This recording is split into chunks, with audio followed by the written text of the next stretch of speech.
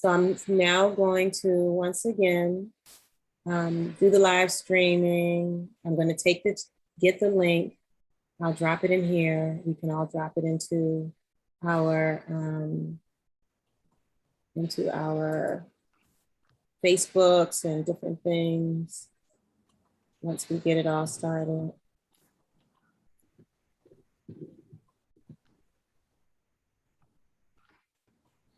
All right, we've got a share link. So I'm going to copy that now and drop the share link in the chat.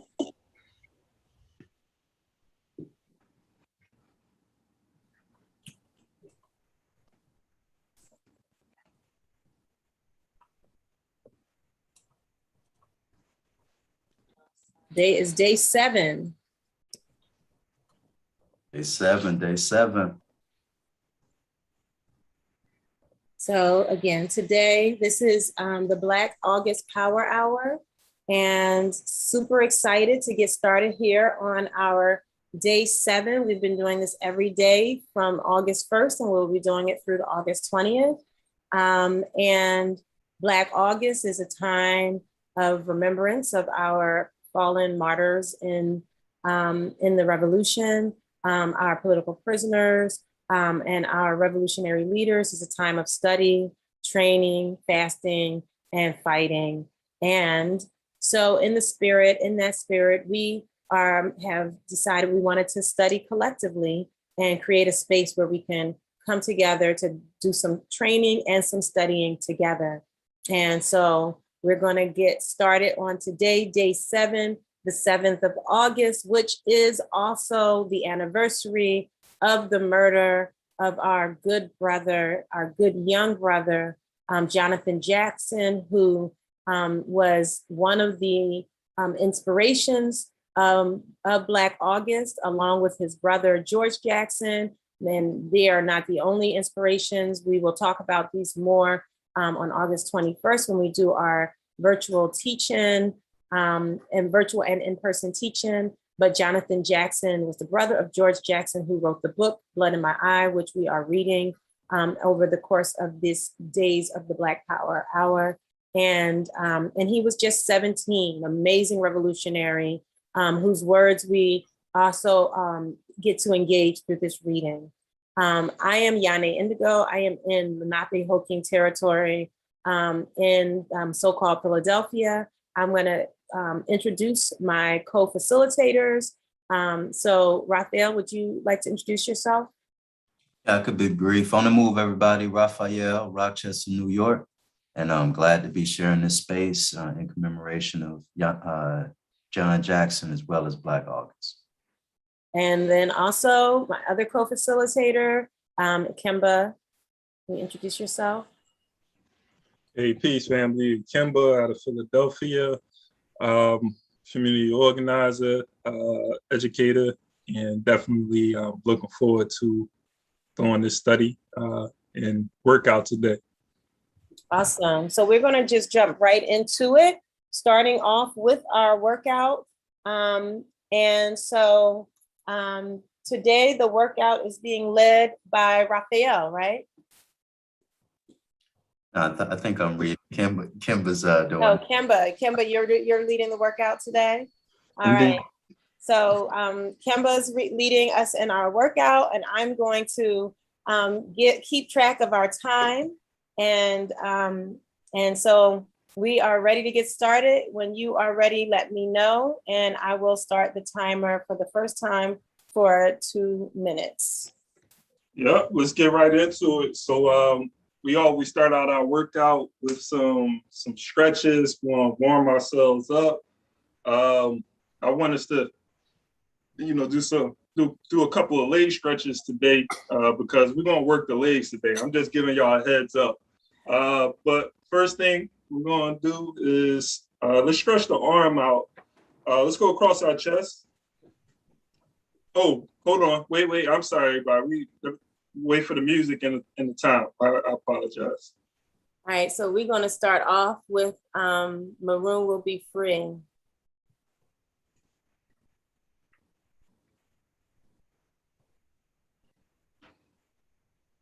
Can you hear it?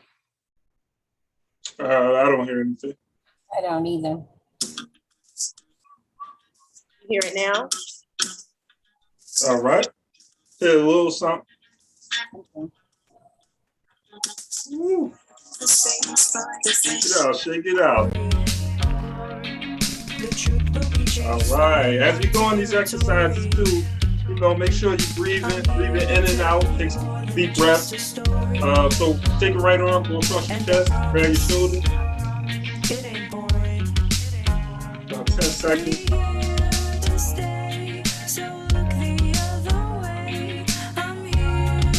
All right, let's switch it up. About 10 seconds.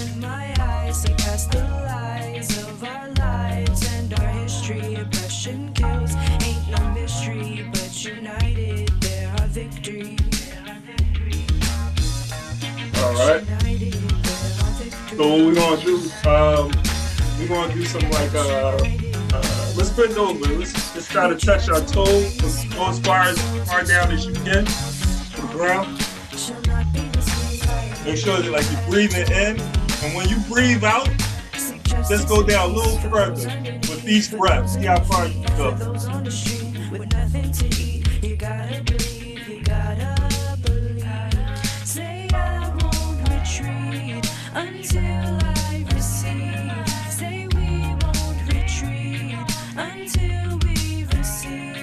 All right. Next thing we're gonna do, we're gonna squat. So like spread your legs out about little past shoulder length, and make it, your toes should be pointed out, and then just squat for 10 seconds. I'm here to tell you more than just a story, and I promise it ain't boring. All right, the next stretch, y'all can get on the ground or y'all can get on the chair. If you choose to get on the ground, just go down, spread your legs, go right to the left. That's our time. Let's do 6 seconds. Each one.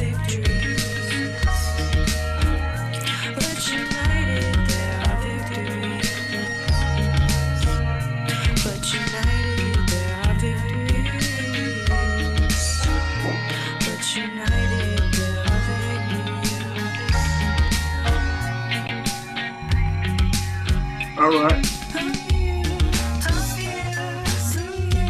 We're going to get into some jumping jacks now.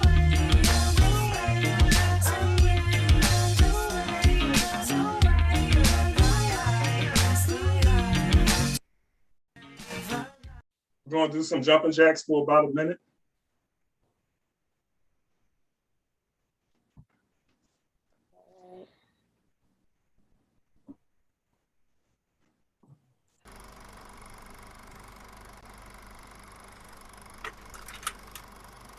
I'm going to actually share the video.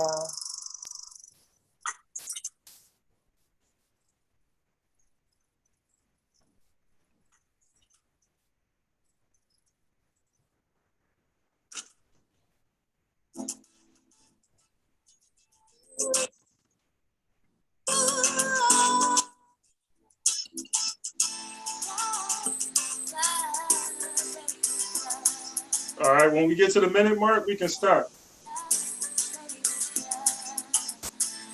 Let's go. Yeah, the video. I told my mama she was priceless. She told me she wanted the good life. I told her mama I'ma give you that. She said she wanna live her best life, no strife. I said, yo mama, you deserve it all. She said she really didn't want much. I asked her what you want for me to do. She said to give you what I want because I'm home with you. Hey,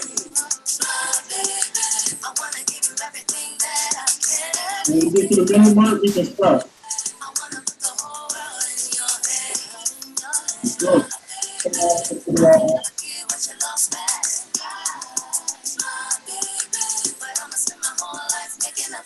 She said she wanted to be a good wife, so we hooked her up to have a wedding. We spent the night making a wedding cake. She got a man.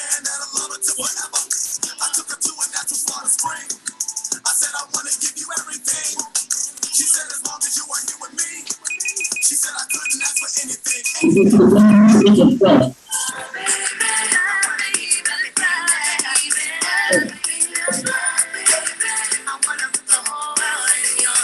a different song or you good with this song?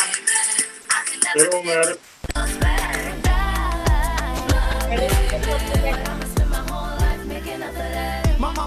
All right, we're gonna do some squats. I said, what you mean? She said she wanna give me something too. I said I'm happy to be home Okay, with here you. we're gonna do some squats for about a minute. Have a better son. Is the clock is going? Awesome yourself. I said you sacrificed your whole life, and you ain't gotta give nothing else, nothing else. Hey.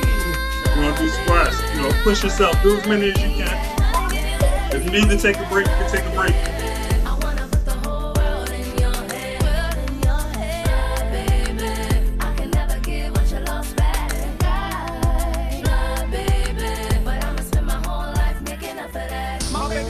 My mama crying, and she asked her what was with the tears.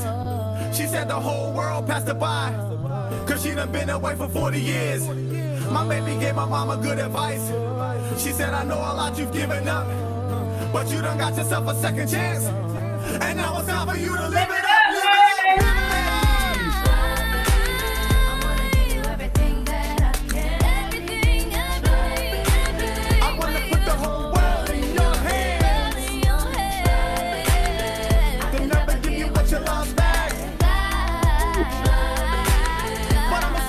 Really that?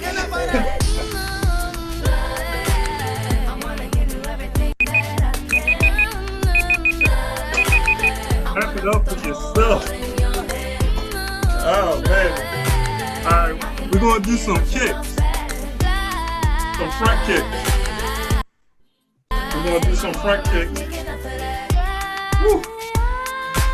Them squats got me, but I was like, I gotta keep going since I brought it up. I was like, I can't stop.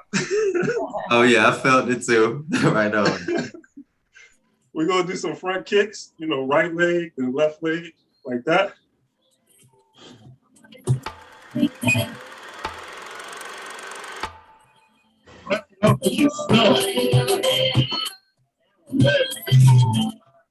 gonna do some kicks. All right, let's get it in. The revolution will not be televised. The revolution, Huey Newton, I'm cooking up a solution. I'm ready to get the shooting, I'm ready to spark this movement. That speed, it get the bump in my head, it get the thumping, got me thinking about something. Freedom that's on my mind, it got me reaching out something. When my teeth stop showing and that heat start flowing, I'ma rock this mic tonight. I grab the mic, it's like I'm Dolomite. Overseeing your oversight, coke the baking soda, cause they wanna give us 3 strikes. And they wanna take a nigga's life. Well, send them babies off to college with them crack dollars. Black Impalas, trapping up black fathers. Trapping to feed they daughters, but they lack knowledge. They not aware, Section 8 never wanted them there. And they babies mama welfare. It's like a twisted game of truth or dare. I never promised to repeat them on the proof is there. True repair come from reparation. Black Medusa trying to save the nation. Sing. Don't look at me like that. Don't you look at me. You don't know what you see. You We're gonna do one more. We're gonna get our jog in. Okay. Like a midi, I mean, I declare war. Pawnees fake ass outlaws. My Jamaican said it's seen it before. Yeah, I could burn Babylon. Yo, burn Babylon and then Right. settle the score. No I rest am for the tiara, weary. no tiara, it's a metaphor. In remembrance of a black girl lost. I kill his beat just like a savage or like a maverick out in Dallas, spitting rhymes galore. Encore, you should beg for more. I said America stage. Y'all shook to see me good today. Strange looks, I'm reading books and ancient niggas slaves. Bound for glory, better let freedom reign. I sing the songs that my granny sang. Demolish those that stand in my way. I detonate like I'm napalm, no chest, face gone. John Travolta, the way I face off. Usain Bolt, the way I take off. You should be afraid of what I don't say, but what I can do. Unite Christian pie rules, documented in your Bible. The first shall be last and the last shall begin to rule. Y'all broke the laws and then I bent the rules. Felonious capers just to get the paper. Mass incarceration just to re-enslave us. Reincarnated, I'm a new nigga. Same gun, it's a new trigger. So my enemies is slew quicker. If you knew, then you do different. Black Medusa on a new mission. Sing. Don't look at me like that. Good job. You don't know. Clap it up for You yourself. see.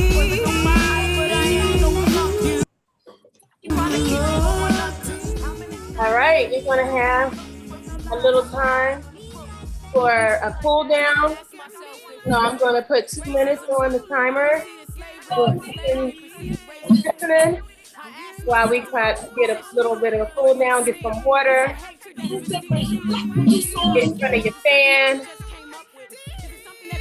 Notice when you decided that you were superior, when you decided that I was inferior, when you decided that my royalty wasn't good enough for you.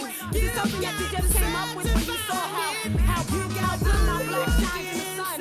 Or this is something that you came up with when you saw how my back wasn't broken. When you saw how resilient I was, that you had to make something up to make yourself seem better.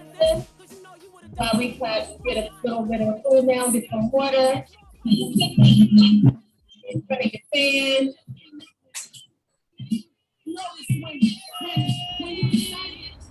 Yeah, this is my bread and butter grits and cornbread, known as Lemur Park. He's been here since the 80s, so let's say when I was like, I don't know, maybe 13, I heard about Character microphone mic, right? So he was the one in Caldwell that already started a film. He was working on a film project called I Fresh. Now,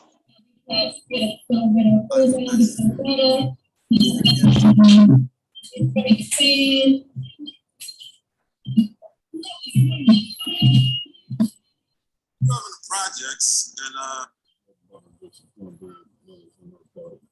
maybe 13. since the 80s, I don't know, maybe 13, I heard about Character microphone mic, right? So he was the one in Caldwell that already started the film. He was working on a film project called I Fresh.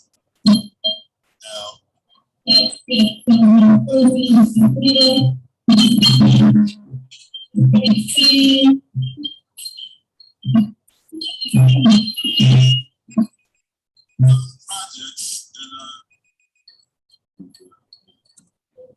All right, y'all back? Y'all ready? Yes. I'm gonna just check in the chat. Anybody who just got here, we're asking that you introduce yourself in the chat, your name, location, and your pronouns. And so we're gonna move it right on along to reading the book, Blood in My Eye. Super excited to move forward. And so Brother Raphael is going to have us go ahead, and he's gonna lead us in the reading. All right. Thank you, everybody. I just want to ask everybody to Got here, please mute your chat, camera location, just so we can make sure we eliminate all background noise. and Right. so we're I'm going to be reading from Blood in My Eye. And, just to make sure I know I'm reading Blood in My Eye. outside of Kimba, can you remind me which page we stopped on again? I think it was 50. Was it 50? Yes. So the top of page 52, Let's go ahead. that first paragraph. and read it. All right, here we go. So we're starting under Jonathan. I just want to ask everybody to Got here, please mute your chat, camera location, just so we can make sure we eliminate all background noise. and Right. I'm going to be reading from Blood in My Eye. I was trying to figure out who camera was at, but I couldn't. Okay. All right. Thank you all for that. All right. It is absolutely certain that every fascist military thinker and official in the world has devoted time and study to the works of the great guerrilla tacticians, Mayo, Guevara, Pomeroy, Fanon, and Nkrumah. Fundamentals of People's War are no secret. It would seem that Giap's People's Army, People's War on Guevara's guerrilla warfare, and the other masterworks on poor people's war, once published for the world to study, will blunt their effectiveness at least a little, that is, until one has studied in depth and understood Guerrilla warfare, by its very nature, is invulnerable. Advanced scientific guerrilla strategy, worked out over the first 3/4 of this century, is not, contrary to popular image, merely a hit and run, haphazard affair. In spite of the need for improvisation and mobility, and in spite of its poverty and daring, it is scientific. The man who labored over its construction had as a task the forging of an instrument which would enable an indigent and weaponless people to resist and overcome a ponderous, mechanized army dependent upon an industrial base and operating on systematized thought. It is a perfect tool, perfect. No establishment army can countervail it. The best example of this new fighting style, the urban guerrilla, is the spectacular success of the Tupamaros, the military army of Uruguay's national liberation movement. Brilliantly organized, they have carried out well-planned operations such as burning down plants, General Motors, without harming a single worker, robbing impregnable fortresses, such as the casino of Punta del Este, kidnapping hated officials, ambassadors, and bankers, seizing whole towns long enough to explain their purpose and revolutionary commitment, assassinating key repressive agents, such as the chief of the police's special squad, sabotaging imperialism's industrial military complexes, and raiding police military outposts to capture arms and ammunition. Garassi outlines their fighting strategy as follows. The objective is manifold: to threaten the establishment because it cause it to panic and make serious tactical mistakes, such as resorting to mass repression, which radicalizes the population against them. 2, to establish the underground revolutionary apparatus, including both active participants and trusted but passive collaborators, who will later carry out the liaison, communication, logistic, and propaganda needs of the revolutionary armies in the city. 3, to test new recruits and relative security. For though police infiltrators are bound to creep in and stay in the organization for future need, even if they have to kill their own to do so, the fact that for a long time urban groups will operate independently of each other keeps sweeping arrests of urban guerrillas down to a minimum. To demoralize the rank and file and even the officers of the repressive forces as they see themselves constantly but unexpectedly under attack. It is said that to kill policemen indiscriminately is to forget the working class background of the cop on the beat. This is as absurd as trying to save the ordinary soldiers whom the Vietnamese must kill to survive. 5, to panic local capitalists to withdraw their funds from specific areas, thus hurting the local warlords and politicians who profit from these investments. 6, to frighten away foreign investors, which will affect the whole bureaucratic oligarchy. And 7, to force the US to constantly extend its intervention, which will tax its resources, hence discontent at home, and spread its imperialist arms, rendering it more vulnerable abroad. At this point, I must make clear that I am certainly not warning the military establishment or their capitalist masters, nor am I advocating the overthrow of the established American government. When I use the initials USA in these observations, it must be understood that I could quite as easily be referring to the Union of South Africa. The government of the USA and all that it stands for, all that it represents, must be destroyed. This is the starting point and the end. We have the means to this end. The problem is to develop acceptance of their use. The first struggle is one waged within our own minds. We must in all haste transcend the intellectual inhibitions that preclude support of at least a minimum level of violence that must develop concomitantly with each political thrust. Our attitudes must change before we can expect any response from the people, workers, students, lumpen proletariat.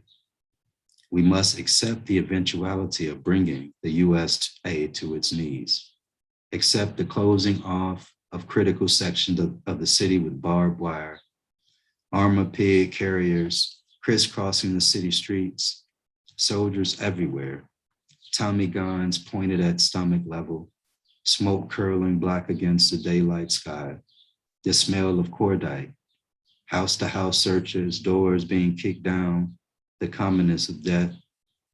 Then we must learn the forms of resistance, the booby trap, the silenced pistol and rifle, the pitting of streets to slow them down, the wrecking of heavy equipment to block their efficient movement, false walls, hidden sub-basements, tunnels, Vietnamese style, destruction of the critical elements of the facilities that support establishment order.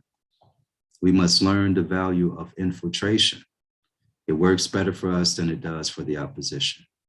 We simply stop allowing ourselves to be hunted and do some stalking of our own. Their secret police aren't really too secret at all. Right now, we can go numbering, naming, compiling information on them all. They're too visible to be safe. Revolution is aggressive. Just where are we? Where is this country skidding to? In the morning, the fight will have begun. And considering all of the establishment's protective agencies, even those that are quasi-secret, none can hide themselves. Any establishment, institutional organization that enjoys prestige, that exists openly above ground, is by this definition weak, or at least vulnerable to a determined attack. When the purpose of your military tactics is to build and guard some object or point of supposed advantage, the defender can actually be thought of as being under siege, the guard himself a standing target.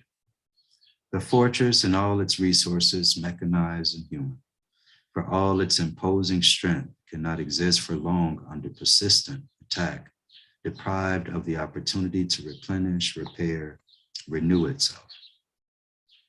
If the opposing military forces that have laid the siege are nameless, faceless, numberless, indistinguishable from all the millions that exist all about the establishment, when the establishment's military forces sally forth from their beleaguered fortress to do battle, what must be the result?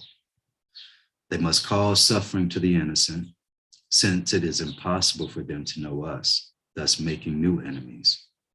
They will restrict the freedom of our known or suspected political parties and projects that are welded to the people, thus restricting the freedom of others who may have been neutral or sympathetic to them.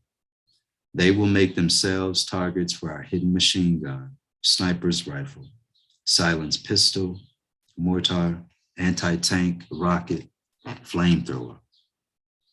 Our counterterrorism will bring on a stage 2 fascist repression. There is no question in our minds, Blacks, men under hatchets, about the nature of the ruling class. The exceedingly violent disposition of the USA ruling class is well documented with just a glance into our lives and the order of our deaths. The point is to reveal this senseless violence to the entire revolutionary class or classes. Counterterrorism is a mighty tool and the only one at our disposal. In the opening stages of People's War, in some cases in other revolutionary societies, this level of violence alone was sufficient to win all the demands of the people. However, I'm sure that here it will not be sufficient because of the complexities of the USA class structure and its stockpile of potential further violence. Many of the small demands of a sizable portion of the population are slowly being met at the expense of all the rest of us and the world's people. A new pig-oriented class has been created at the bottom of our society, from which the ruling class will be always able to draw some support. Consequently, our task will be to move from counter-terrorist tactics into the second stage of larger guerrilla unit operation. Over 90% of the USA population live in cities and towns. And although some of the principles of classic Mao Che-style guerrilla operations must be used to stop the orderly flow of intercity and interstate commerce, most of the real fighting must take place inside the nerve centers of the nation, the cities. This is an entirely new situation in the development of People's War. Whereas the classic types of third world movements generally relied upon the strangling of provincial capitals where the enemy colonial power tended to concentrate itself. In urban guerrilla warfare, where the colonies can be said to be situated within the city, the process or tactics will be unique. Though the basic strategy is the same, urban guerrilla warfare differs from all that has ever taken place in the arena of guerrilla against the God state. There are similarities between our situation and that of the growing movement of the Uruguayan people, and perhaps we can draw from their experience. But to be realistic, the disparity in size and population, the relative strength of the enemy state institutions and their global sweep must seriously be taken into account. Uruguay is a colony of Anglo-America. Defeat of the Uruguayan government and a change in the present property relations would of necessity mean the defeat of a section of the American imperial infrastructure. The comparison between ourselves and the Algerian liberation experience is almost untenable, though there may be some small tactical lessons to be gleaned from their urban effort.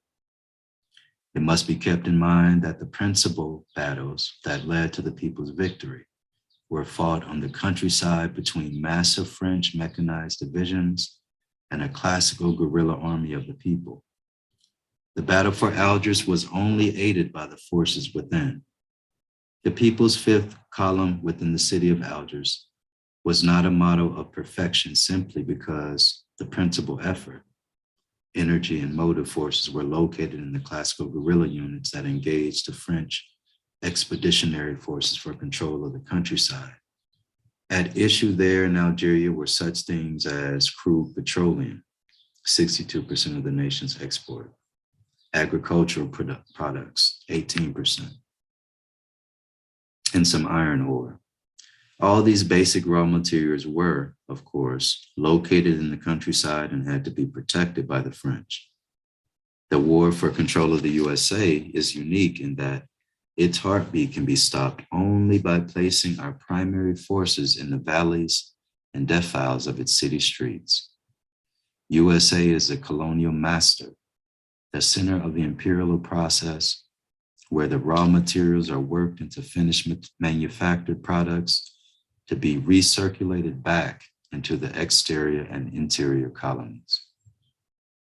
In a comparison of the classical forms of wars of liberation fought in the outlying colonies and the one we must yet formulate, a vital question is immediately brought to our attention.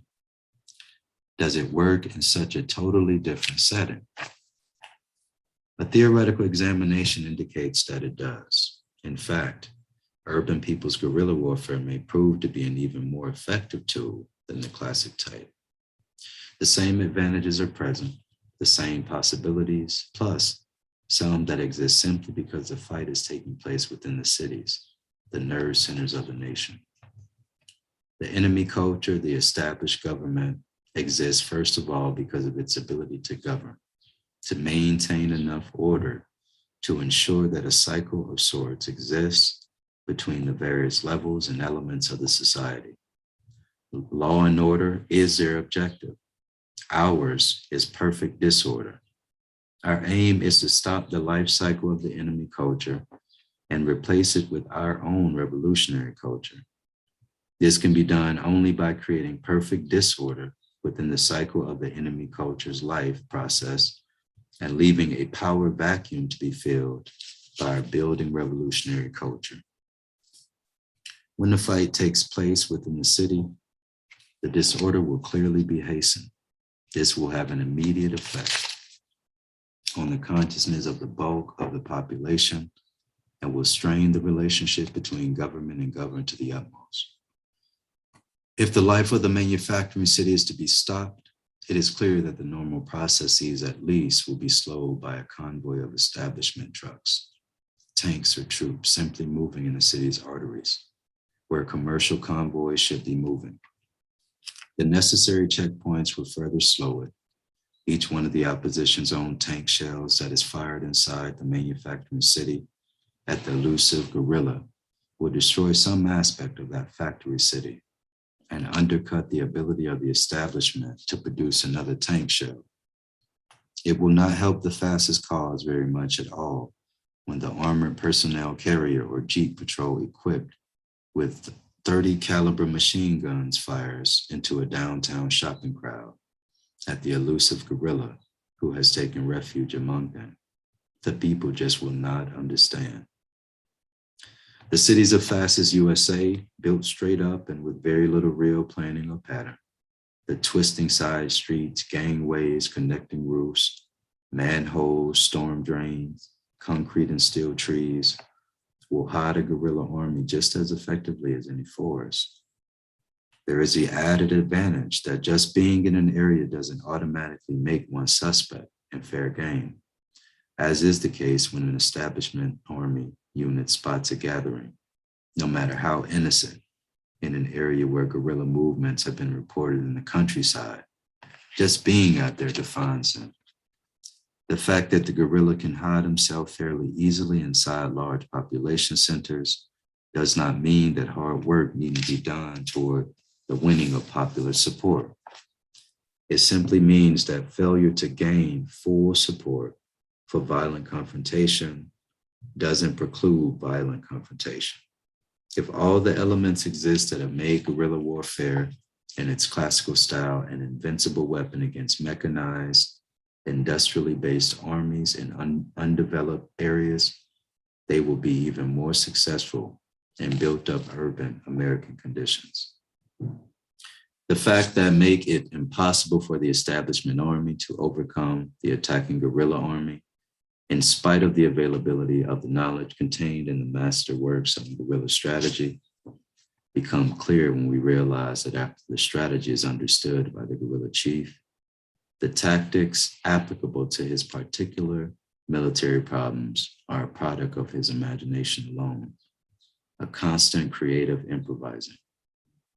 Also working against the establishment's general staff is its own mentality. They've convinced themselves or have been convinced by their experience at war with other mechanized armies that having the most at the right time wins war. In other words, they feel that winning wars depends mainly on gadgets, and they presume that they can dictate the terms and grounds upon which each battle takes place. They're locked in on a fixed set of systematized ideas that conflict completely with the realities of people's war. Their egos simply will never allow them to admit that all the ingenuity that has gone into the development of the Blitzkrieg has been wasted. $100,000 tank can be destroyed with $2 worth of materials. A jet is useless against a rifleman, and it also can be destroyed with one well-placed burst from an assault rifle or destroyed on the ground by mortar from miles away. Then, two, the pilot, years in the making, can be killed with a knife. The copter as a fighting machine is the most stupid of all of the costly gadgets. It can be heard from miles away. It can be armored.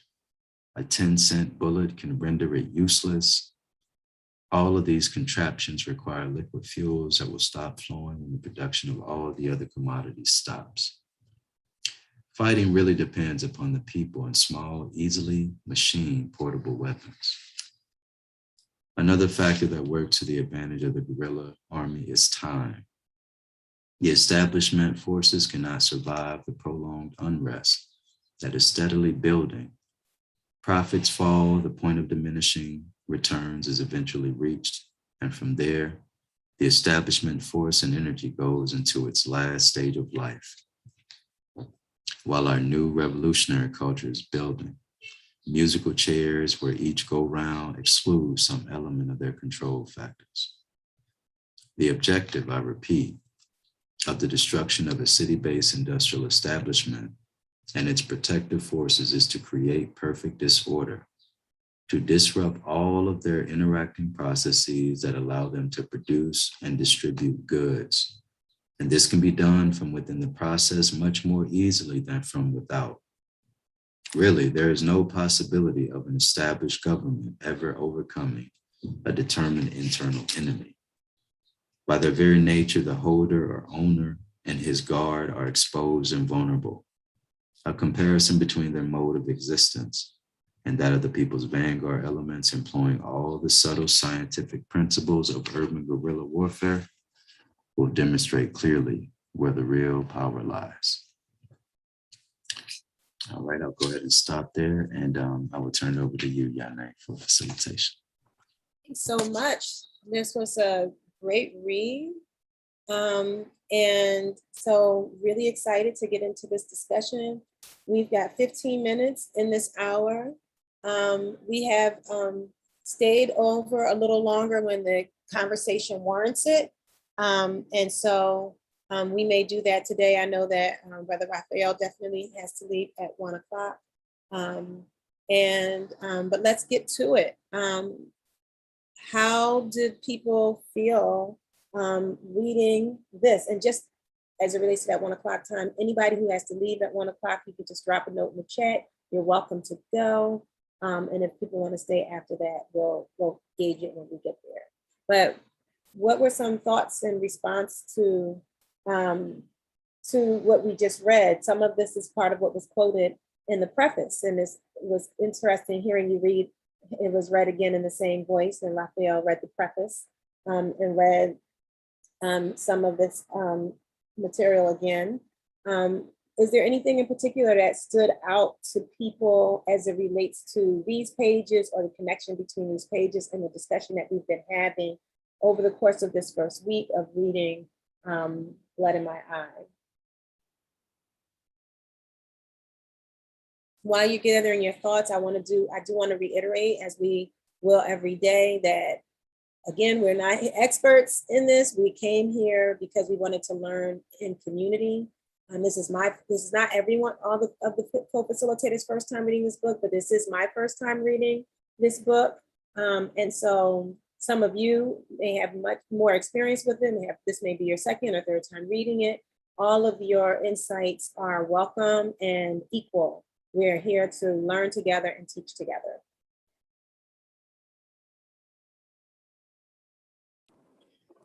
Hi, I'm Indy. Hi, Indy. One thing that has been sticking out to me, so I've been listening to the audiobook as well, and when Raphael was reading, it's just so like profound. I don't know what the word is that George was like writing this while he was in prison. It's such like a great analysis of what like guerrilla warfare would look like in a city, but he's writing all of this like as he's been in prison for like a decade. So and like he went into prison without that political education. So I'm just like, every time I hear it, I'm just like, wow, what a great, like, so like detailed analysis of what guerrilla warfare would look like in a city and how important it is to change tactics in a city.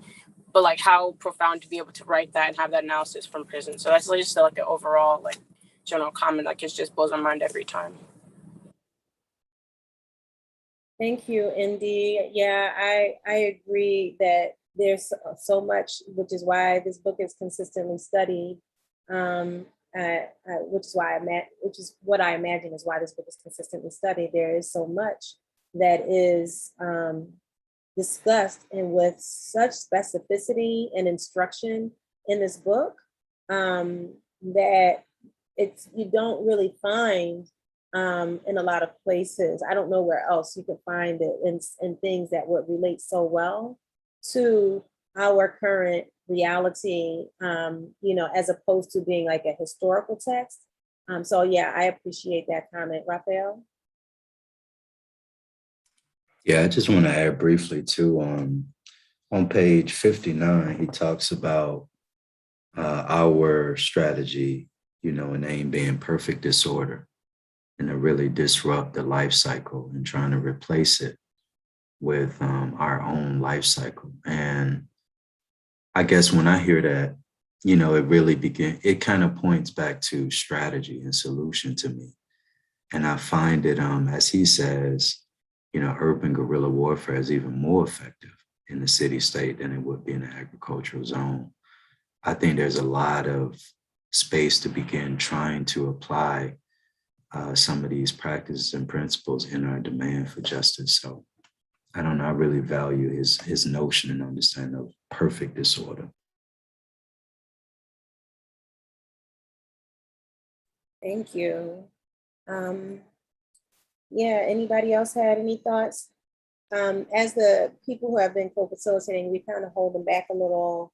We want to make sure we make space for your thoughts. Please, Jacqueline, share. Yes. Okay, so what this reminds me of is, in one sense, when the George Floyd murder happened and there were marches all over the country, all over the world, and when I don't want to call it the rioting or the looting began,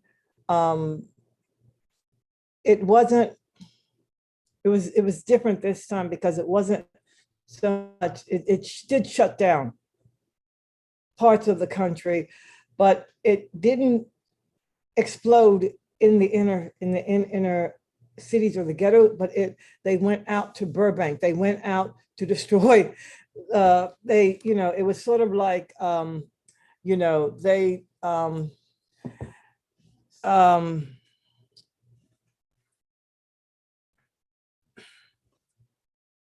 how do I describe it?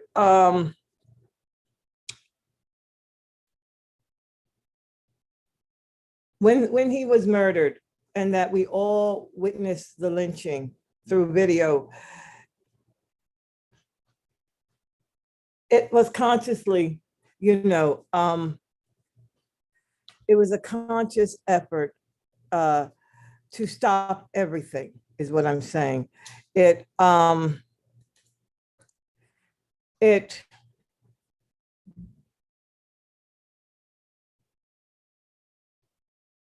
What I'm saying is that I'm saying a lot of things.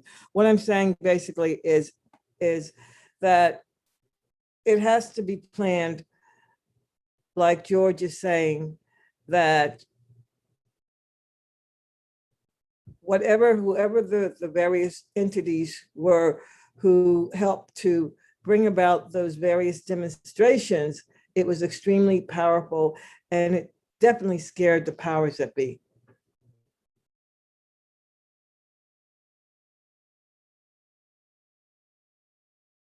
That's true. That's true, Jacqueline. That actually puts me in the mind of an article that I share frequently that's on MR Online. I don't know if MR is, anyway, it's MR Online. It's the anatomy of a counterinsurgency. And I'm going to drop it into the chat for people to have as a reference. But one of the things that he talked about in the opening of the book was that you had the uprisings that you're referring to, and the ways that they talked about it. They had Governor Tim Walz, it says on May 30th in the Minneapolis Star Tribune, said, "We do not have the numbers. We cannot arrest people when we are trying to hold ground." And then 3 days later, a senior airman in the Minnesota National Guard said in an interview that he was waiting for the scales to tip with regards to the riot purgatory that existed. And so what he's talking about in that article that reinforces what George is talking about, and that speaks to what you're talking about, Jacqueline, is that just in that time period, the forces were overwhelmed and expressed, we had police stations on fire, like they expressed that they couldn't contain it. They already felt that if it continued, that they would lose. That was already and this was within days. And so it speaks to the fact that reality is more legitimate than people in their minds believe. And then George talks about that also, in the earlier pages that we read, that a lot of times people don't believe that we have the ability and the capability to overwhelm this machine that is just too strong and all of that. And yet we demonstrated it for ourselves just last year that we have the ability to overwhelm the machine. They could not handle it.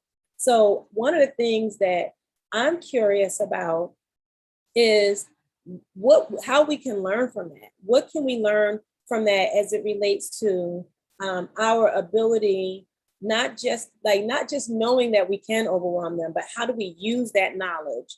How do we use that knowledge and the other information that George is talking about as it relates to bringing and putting together the different elements of a revolutionary organizing force, right? So like, how do we bring the vanguard together in the right way, potentially to prepare for another moment like that? What do we have in place so that if people are moving and operating with that kind of like revolutionized energy, that we have the ability to capture that and use that to the benefit of the people in our liberation efforts? What is it that we need to have in place so that if we do establish revolution and when we win revolution, that it doesn't that we don't end up, just as George said, replacing the individuals that are in place now with a new set of individuals within a system that's explicitly exploitive and oppressive and repressive.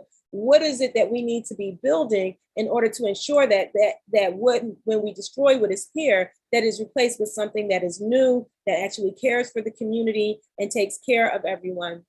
That's kind of, some of my thinking. And I'm also thinking about one of the things that George said in the book when he said that that the whole, the idea that we have to be kind of careful, like he said, to demoralize. He said, it is said that to kill policemen indiscriminately is to forget the working class background of the cop on the beat. This is as absurd as trying to save the ordinary soldiers whom the Vietnamese must kill to survive. And that made me think about a personal conversation that I had with a person who is in the military after the, the June 6th the January, whatever, inauguration silliness that happened. And what he said is that person breached the Capitol, or these people breached the Capitol, and they deserve death. Now, that was his thinking as an individual who was inside of the armed forces. He wasn't like, what is it that made them feel that way? What is it? He was trained to have no kind of compassion for the individuals who moved past the appropriateness of, who disrespected the Capitol and moved against the Capitol. They deserved death, and he was ready to give it to them. And he was a soldier, so he had every right to, and that was his job. So just also that thought process of like us and that compassion that we keep having for our enemies and for those who represent the enemy class and who engage the matrix effects. So I'm going to turn over to, I see Raphael's hand is up. I see Jacqueline's hand is up. And I just want to encourage others who haven't spoken to bring your voices in. I'll be brief too. I'm connecting something Jacqueline had mentioned in one of the groups about the importance of reading and us really looking at our history. And it makes me think about two recent movements. The first you just mentioned, Yane, what exploded nationally, internationally following the George Floyd lynching by police. But then I also think about Ferguson's movement, right? After Mike Brown's slain by police as well. And one thing, when I compare lessons, just, it's a quick mental snapshot. Ferguson on the ground had created a lot of survival programs to withstand their movement for an extended period. And I know folks may have been out there to Ferguson. I knew some people from Rochester and even out there from Missouri who was grounding with them. But one of the big things that movement had were survival programs. So there was a sort of self-reliance, self-governance amongst that space. What we think about with George Floyd movement, I think the action was there as far as creating that perfect disorder that George is getting at. But then perhaps there was a lack of survival programs in the aftermath to sustain that kind of disorder. So I don't know, at some point we think about where do we go from these two recent movements, but I think about how if we connect those dots and bring them forward together, we have somewhat of a recipe that I think George is describing here. So this is what I get at. Thanks for that. And, I want to turn over next to Jacqueline. I do have thoughts about what you said as it relates to what else may have also, and that article, Anatomy of a Counterinsurgency, speaks to some other things that may have undermined our ability to sustain that. But before getting into that, I want to let Jacqueline speak and still open the floor for others. What I think is that, like, I don't really know other people here except Yane, and I think a few others. I think it's the type of thing where you have to get with like-minded people like yourself. I don't think you need to get on a loudspeaker and announce yourself or the name of your group, but you all have to be in alliance with each other, the same thoughts, goals, and aspirations of what you want to do. Whether you start the survival program just among yourselves and do some other stuff in the community, it's fine, okay? But it must be quiet. Must be very quiet, because if it's projected loudly, it will be taken down.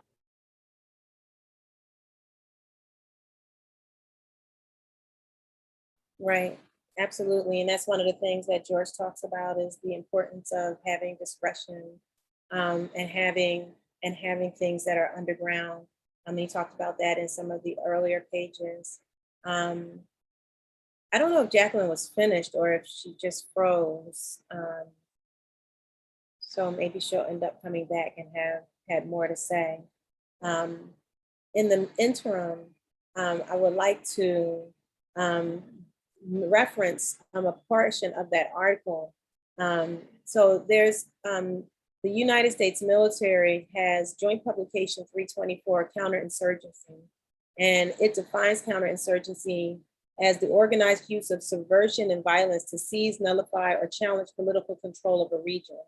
And so that's one of the things that was happening during the uprisings, was that there was a shift, even if it wasn't like a pre-planned, fully conscious effort to take control, political control of these different cities.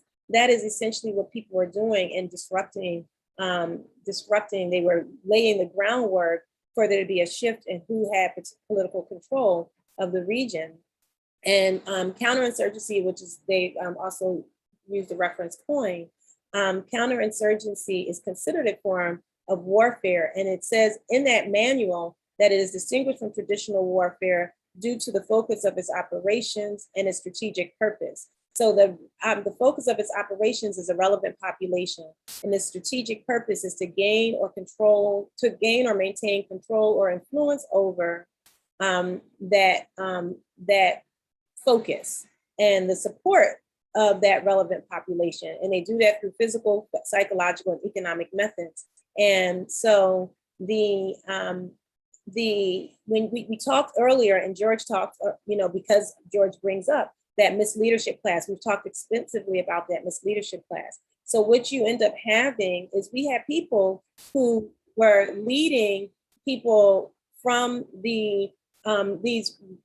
radicalized moment, they've taken people who were in this radicalized moment and shifting them back into a focus on electoral politics. And as a result of that, and also like there was a large amount of conversation and discussion around the activities of people where they were programming people about how to think about it. So you have people who in the news who were talking about, oh, well, this is a legitimate protest. The protests and the angers are legitimate, but the behaviors and the actions are undermining the message. And it reinforced the idea that the system is supposed to get the message and make its changes, not that the people are supposed to be driving those changes forward. It acted as if these small looting of these that the people were doing was substantial in the context of a nation that is completely exists as a result of theft and genocide and continues to exist because of its ongoing theft, but they're demonizing this small looting where in this looting, I mean, people were taking things like shoes and taking things like medicine that were being distributed amongst the communities, but they're demonizing this even though we celebrate Robin Hood. So there was a lot of like the psychological, they were using a lot of methods, and they also used our misleaders. Right? So you had stuff like BLM, the global network, putting out messages like we're going to move from protest to the polls and these kinds of things. So I think that there was also an actual explicit counterinsurgency activity that was going on. They used that because they couldn't overwhelm us in this other way. And that's why we have to have a vanguard that is actually more empowered than the people that they, and has a broader influence than the people that they put in place in order to maintain control of our population. Jacqueline, were you finished when you were talking? Oh, yeah, sorry about that. The internet cut off. I don't know. Oh no, it's happening again. Well, I don't know Jacqueline, how much of it you heard. It's a cohesive group. Okay. And I don't think it's my internet. I don't think it's yours. I think it's called interference from outside sources. Can you hear me now? yes, Okay. we could. I just want to see if there's anybody who wants to have What I'm saying is while Jacqueline is that getting you her have to internet all be together. in. If there's anyone else who has some things they want to share while Jacqueline's internet is kind of stabilizing, if you could just and we can take a stack while we're trying to hear Jacqueline. Jacqueline keeps freezing. I'm wondering if Al, Medusa, Emily, Kemba, if any of you have any thoughts while we're trying to see if Jacqueline is able to get her internet stabilized.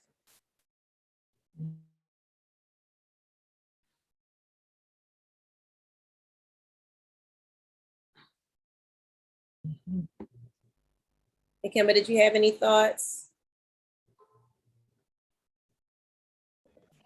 I mean, not really. I mean, it's the same, like the analysis. I think I want to, just echo what Andy had brought up, the ability for him from behind bars to make this analysis is his bringing up of what is it, Uruguay, and the struggle there just shows the importance of just studying revolutionary practices, being very important as we continue to struggle against colonialism. I think that's one of the reasons why George was just so sharp, is that he studied revolutionary practices. It's very important to understand the mindset that George had, and John, and many people during that period of time. Is a mindset that we have to develop that revolutionary culture. They're able to think the way that they think is because they're living it. You can tell that this is not just just them just spouting theories without practice. You can sort of have that feel like this is their everyday life revolution. They probably can't have just a conversation that doesn't incorporate revolution, in it. You know what I'm saying? Everything is going to tie back to what we need to do to organize an assault against the system. So, that's just one of the things that I get from this, because at the end of the day, when while we're reading this, as we're reading this, it has to be more than just words on paper for us. We have to find a way for us to develop this revolutionary culture among ourselves, and be able to have these conversations with people in our circles, because we're still dealing with that same beast that they were dealing with. We're dealing with that today. So nothing has changed. So we're in this for systemic changes at the end of the day. And so we have to begin to develop tactics, just like that's being spoken about in this book, and be able to write our own, our own way forward, our own strategies down. Because we're able to go back and read the Huey P. Newtons, listen to Malcolm X, read George Jackson and many others, and they're talking about revolution. So, who are these people today that's writing? Because there are people who are putting things out there. That's who we should be studying, and we should be doing our own writing. So that's, what I would add. Thank you. Okay, Jacqueline, you want to try to share your thoughts now? Sorry about the internet. Okay, so several things. First of all, I think you need to get yourself, how do I say it? You need to become extremely organized. You need to be extremely disciplined, and you need to have a way to settle your disagreements in any way possible. One. Two, you have to be able to also put people in key positions. And when I say key positions, I mean, I call them front people. They may have different jobs or real jobs, what that is, with whatever their skills are, so that certain things appear a certain way, but in the background, other things are happening. If I'm being clear. Something was brought to my attention recently. I cannot go into detail about it, but basically a certain entity was a front for what was really going on in the background. Okay, so that's why I say whatever it is you do, like this is a very public forum, so anybody and everyone can just listen to it. But whatever you do, it has to be private. You have to have a level of trust and understanding among each other. And once you form a united front of whomever you are, it must be that, but it must not be public. It must be private. And then, like I tried to say earlier, you must build alliances with other organizations, and those other organizations don't necessarily need to think of you as a unit, a group. I mean, it could be 50 of you, and they may think that they're dealing with one, okay? But it's like you are building alliances, and it's like you don't have to let everybody know who you really are, okay? It's just like the CIA and FBI, they don't let you know who they are. Okay, but they infiltrate. So you find ways to infiltrate. And that's what I got from what he's saying. He's talking about in Vietnam, tunnels and different things were done. Well, it's the same thing you have to do here. If you're only out on the street demonstrating, so yeah, you're like a big flag saying, yeah, I'm demonstrating, I'm against the government, and they can just bring you down. You have to understand that. So it's like finding these other ways of doing things and being extremely effective. And then your core teams, you have to have your technical person, you have to have your banker, you have to, I mean, you just have to have things in place so that it can happen like wildfire. That's all I'm saying, because they have networks, so you have to have networks also.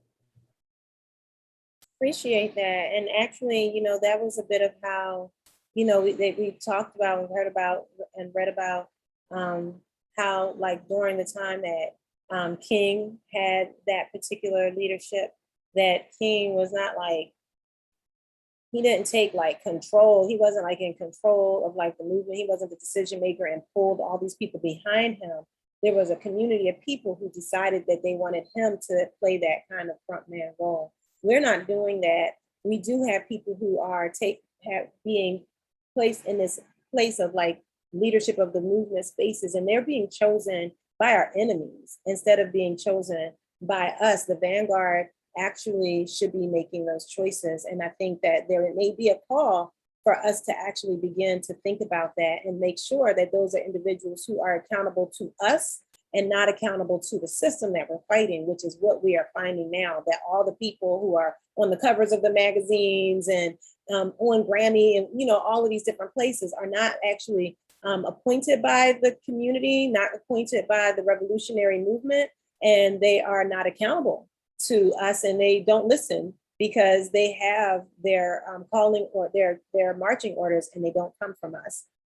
So that's something that I think we need to also think about. I agree. I appreciate that, Jacqueline. And then other things happening behind the scenes that meet to meet the goals, the overarching goals of freedom for all people around the world. Kimber, you look like you were about to say something. What? No? Well, I want to just we're at 1:14 now. Wanted to just give another moment of as far as opportunity for anyone who, especially who hasn't shared anything, to share some words if you would like. Welcome, Tom, joining us. Don't know if you were watching along before you joined or if you were able to catch up on the pages, but this was also, you can find this on YouTube if you want to catch up. Is there anybody who has any thoughts that you wanted to share before we close?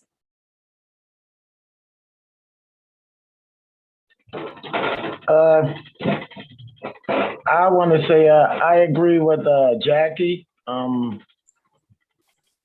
know, when you was talking about the group, Janae, that with the leadership, I mean, what he talking about, like our group, the group that would be the revolutionaries, they would never really be, the core group would never really be identified.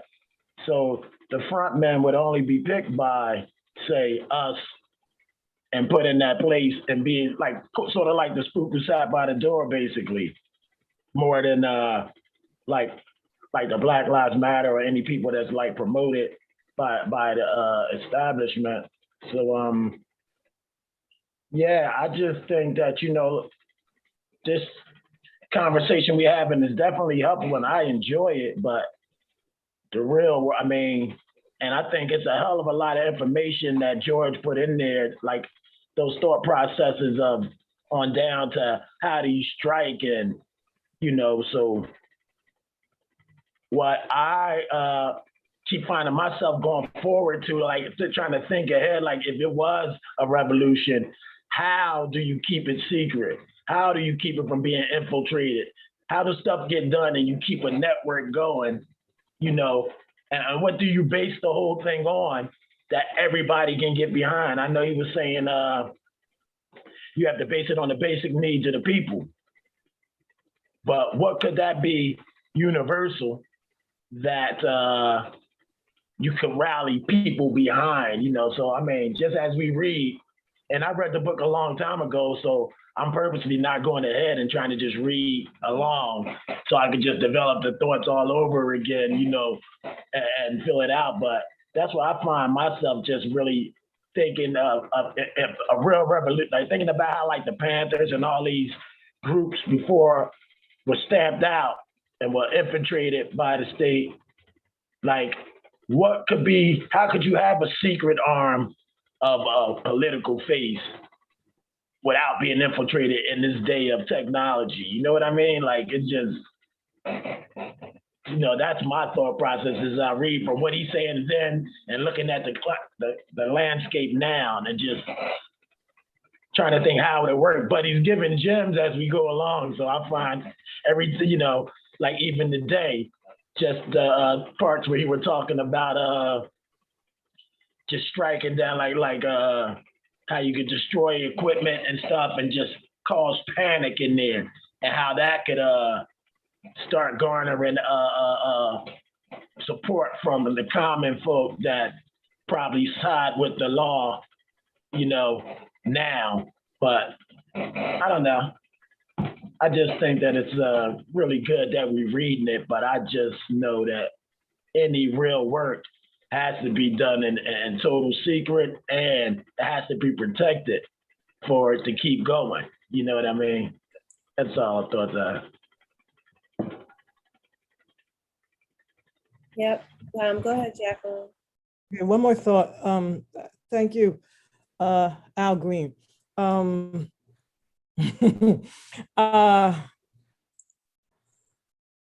Okay, you said something, Yanae, about they pick our leaders, and there's certain things that we may not be able to get into, but let's say they're picking, maybe, I don't know how people feel about Black Lives Matter, and the notoriety and everything that they're getting, but where there are possibilities where you can infiltrate, you do infiltrate. Does that make sense? And that, because I learned from a person who told me he joined an organization after the organization did something to him that was detrimental, but he knew that what the organization stood for. So he worked his way up as president, okay, so that he could get what he needed done. You know what I'm saying? So it's sort of like, on one level, you know, like they said, our elected officials, this, that, and the other, maybe it's a separate party. I don't know what it is, but it can't be just your own thing, your own entity. No, you have to infiltrate into it. Your like-minded, whatever you are, has to infiltrate into this, so that when you need to switch things, those things are in place. Those circuits are in place, and it flips. Okay, it may take years, it may take 5 years, 10, whatever it is, but this like-minded, think of a movie, you know, The Boys from Brazil. You know what I mean? That's a whole dastardly movie. But what I'm saying, they had a plot, they had a plan. You know what I'm saying? Same thing, you got to have a plot, you got to have a plan, you got to think it through. You have to think futurism. You have to think you have to think maybe 100 years into the future, 500 years into the future. And how are you going to plant these little seeds now so that it can blossom? That's what I'm talking about. And whether it's through the political situation, whether it's through these Black Lives Matter organizations that are popping up, I don't care what it is, but you got to get your people into key places so that you can turn things. That's all I'm gonna say. I appreciate that. I don't think that there's infiltration of like Black, that's its own, but you know, but I understand what you're saying. But let's see. I just want to welcome Medusa, Tone, or Suzanne, if you have any comments that you wanted to share. And there's no pressure. If not, we'll go ahead and close. It's 1:21. Just want to give y'all space for your voice and your insights and your comments.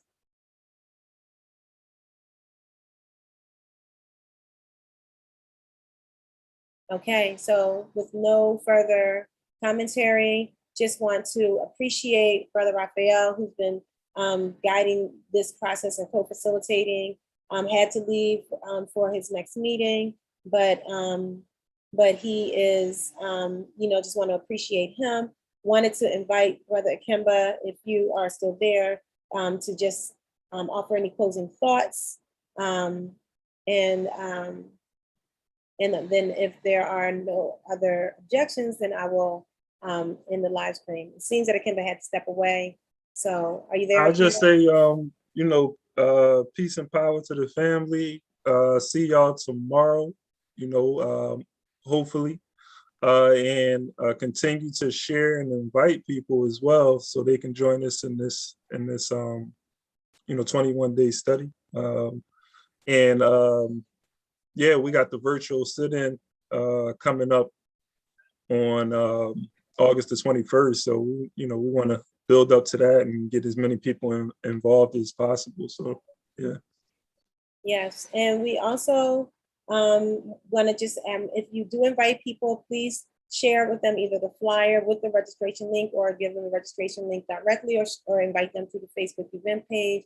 But we do ask that we want people to register so we can keep track of who's coming to these. So don't just give them, don't just share the Zoom link, share the registration link. And if there's nothing more, it's just once more time, remember that today is the anniversary of the murder of our good brother, Jonathan Jackson, whose words we read as we read this book, whose words are throughout this book as well. George Jackson's younger but massive and amazing brother. And thank you all for coming, and have a wonderful day.